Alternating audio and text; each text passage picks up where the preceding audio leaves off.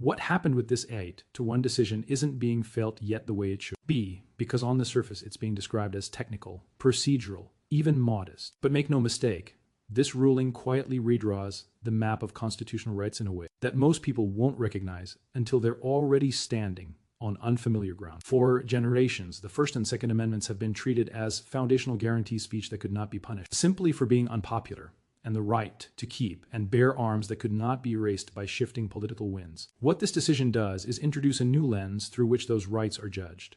And once that lens exists, it never goes away. At the heart of the ruling is a reinterpretation of how constitutional protections are applied in modern society. Instead of asking whether a right exists in principle, the court has now leaned more heavily into asking how that right fits within co-regulatory frameworks. That sounds harmless, even reasonable, until you realize what it actually means in practice. It means free speech is no longer evaluated solely on whether it is protected, but on how it interacts with government-defined limits. It means the Second Amendment is no longer anchored primarily in historical understanding, but increasingly filtered through contemporary policy goals. The shift is subtle, but it's profound. For the First Amendment, this decision narrows the space between protected expression and regulated speech. The ruling signals that certain forms of speech can be restricted not because they are untrue or unlawful, but because they are deemed disruptive, risky, or misaligned with broader regulatory objectives. Once that threshold is crossed, the standard for protection changes. Speech no longer stands on its own merits.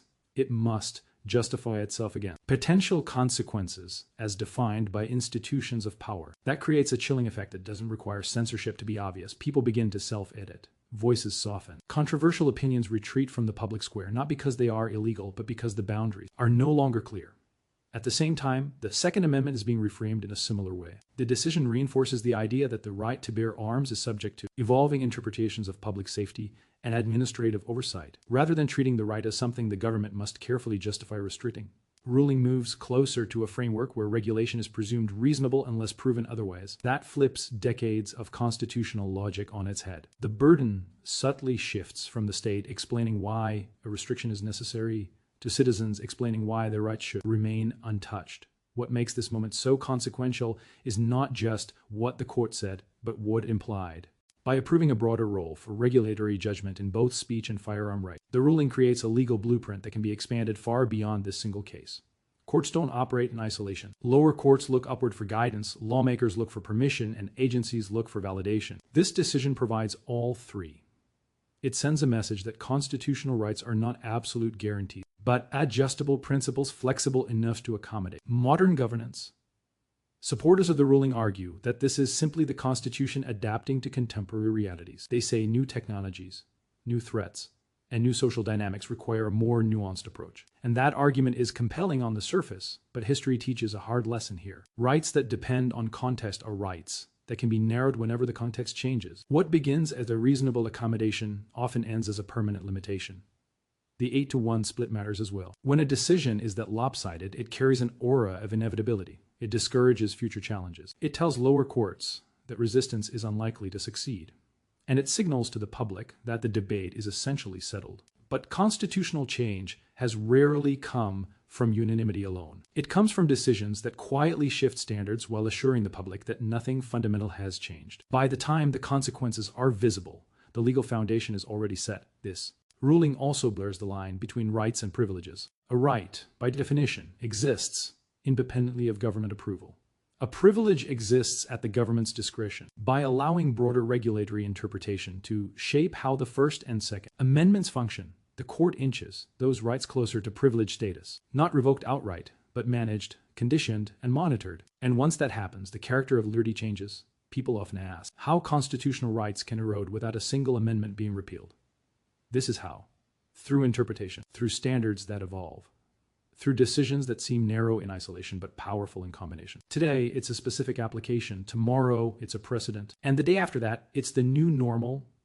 The most important thing to understand is that this decision doesn't target one ideology, one party, or one movement. It establishes a framework that any future government can use. Power changes hands. Interpretations remain. What feels like protection today can become restriction tomorrow, depending on who is defining the boundary. This moment demands attention not because panic is warranted, but because awareness is. Constitutional rights survive only when the public understands how they are being shaped. Silence and complacency are not neutral forces. They are accelerants. If the meaning of the First and Second Amendments can be reshaped without broad public debate, then the question isn't whether change is coming, it's how far it will go before anyone pushes back.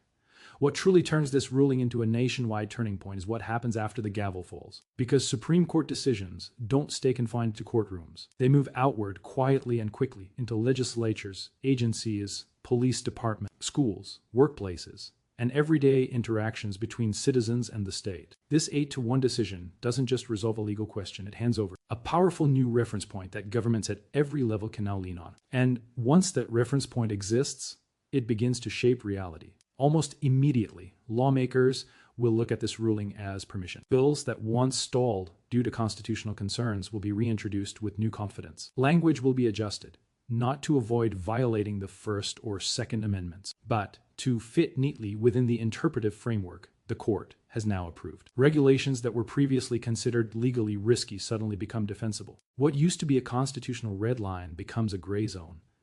And gray zones are where power expands most easily. For state governments, this decision creates an opening to reinterpret existing laws without even passing new ones. Enforcement priorities can change overnight. Policies can be clarified. Administrative rules can be tightened. All of it justified by pointing upward and saying the highest court in the country has already spoken. For citizens, this means the lived experience of constitutional rights may change, even if the words of the Constitution do not. Rights on paper and rights in practice are not always the same thing. Law enforcement will feel this shift as well. Officers are trained according to legal standards, not philosophical ideals. When courts redefine those standards, enforcement follows. Speech that once fell clearly within protected boundaries may now be treated as questionable. Firearm possession that was once assumed lawful may now invite scrutiny, delays, or challenges. This doesn't require malicious intent. It simply requires new guidance, new training materials, and new interpretations of what is reasonable under the law. The ripple effect extends even further into the courts themselves.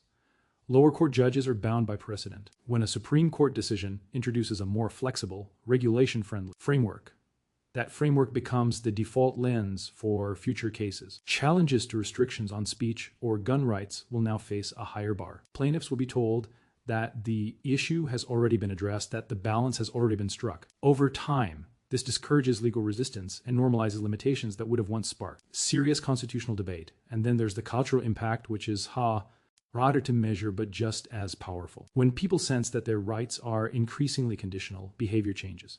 Speech becomes more cautious. Public discourse narrows. People think twice before expressing unpopular opinions, not because they fear jail, but because they fear consequences, professional, social, or legal. The First Amendment doesn't disappear in one dramatic moment. It fades through hesitation.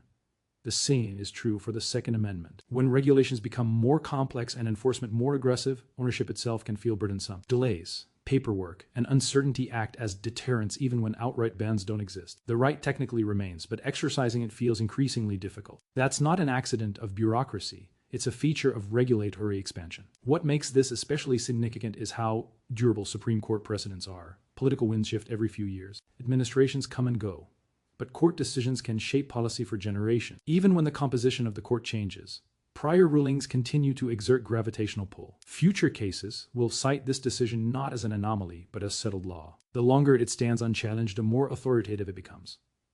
There's also an international dimension to consider. American constitutional interpretations often influence legal debates beyond U.S. borders. When the Supreme Court signals that foundational rights are adaptable to regulator or needs, it reinforces a global trend toward managed freedoms rather than inherent ones. That feedback loop matters because international norms often find their way back into domestic policy discussions. Some will argue that concerns about long-term consequences are overblown, that safeguards still exist, that courts will step in if things go too far. But history suggests that rights rarely disappear through sudden overreach. They erode through incremental adjustments that seem reasonable in isolation. Each step is justified. Each change is defended as modest.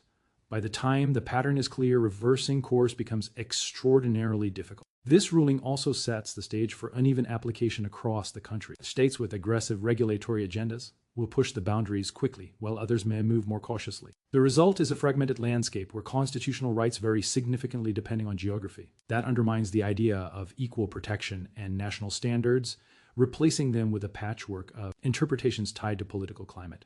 Perhaps the most important consequence is psychological. When the public begins to see constitutional rights as negotiable, trust erodes. People lose faith not only in institutions, but in the permanence of the freedoms they were taught to take for granted. A constitution that feels unstable invites constant conflict because every election becomes a referendum on fundamental rights rather than policy differences.